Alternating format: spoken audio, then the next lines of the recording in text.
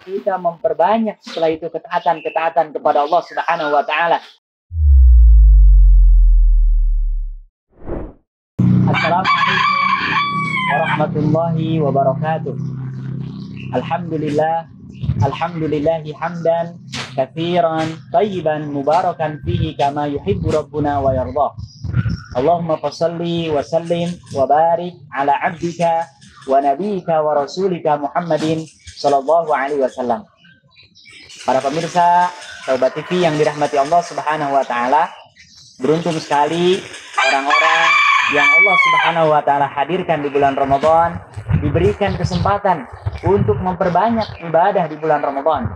Dari mulai 10 hari pertama, 10 hari kedua, bahkan 10 hari terakhir, mereka terus memaksimalkan ketaatan kepada Allah Subhanahu wa taala untuk beribadah dan memperbanyak melakukan amal soleh di bulan Ramadan.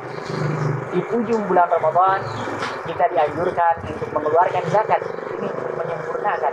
Bahkan para ulama menyebutkan lebih dari 80 ayat sholat dengan zakat senantiasa Allah Subhanahu wa taala gandengkan secara bersamaan.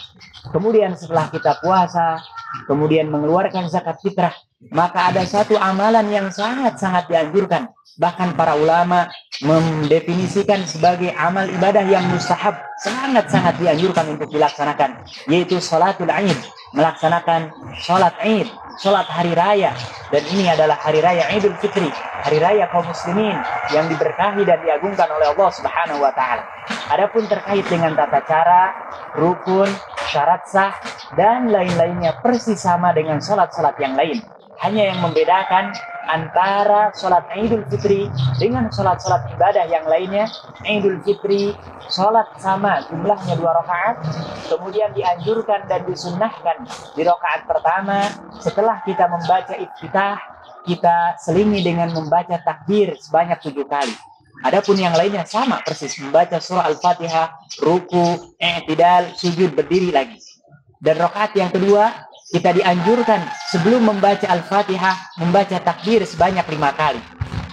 Kemudian setelah selesai kita mengucapkan salam di rakaat yang kedua, maka sangat-sangat dianjurkan, dan ini yang membedakan antara sholat Id dengan sholat-sholat yang lain, yaitu adanya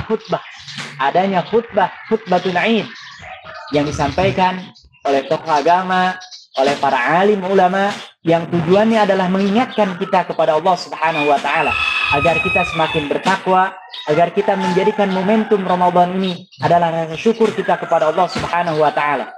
Dan setelah kita selesai melaksanakan sholat Id, alangkah baiknya kita memperbanyak setelah itu ketaatan-ketaatan kepada Allah Subhanahu wa taala dengan silaturahim, dengan berbagi, dengan kita mengisi hari-hari kita dengan ketaatan kepada Allah Subhanahu wa taala. Mudah-mudahan nanti ketika kita selesai menyelesaikan puasa 29 hari atau 30 hari, pada hari pagi hari di hari pertama bulan Syawal kita melaksanakan salat Id, dan ini memiliki keutamaan yang sangat luar biasa. Dianjurkan sebelum kita berangkat menuju salat Id, mandi terlebih dahulu. Kemudian khusus untuk salat Idul Fitri kita disunnahkan untuk mengkonsumsi makanan walaupun sedikit. Kemudian kalau kita mampu berangkat dan pulang ke tempat sholat, itu memilih jalan yang berbeda. Ini adalah anjuran supaya kita banyak berjumpa dengan orang, bertemu dengan orang, menyapa orang, sehingga kita akan mendapatkan pahala yang lebih dari pahala silaturahim dan berjumpa dengan orang lain. Nah, insya Allah ketika puasa kita dilaksanakan dengan sempurna, kemudian disempurnakan lagi dengan membayar zakat fitrah, dan disempurnakan lagi dengan melaksanakan sholat Id, dan kita mendengarkan khutbah yang disampaikan oleh para khatib dan para imam. Mudah-mudahan ini akan menyempurnakan amaliyah ibadah kita di bulan Ramadan, dan Allah Subhanahu wa taala senantiasa menerima amal ibadah kita. Rabbana taqabbal minna innaka antas samiul alim wa tub alaina innaka antat tawwabur rahim. Walhamdulillahi rabbil alamin wa akhiru da'wana wassalamu alaikum warahmatullahi wabarakatuh.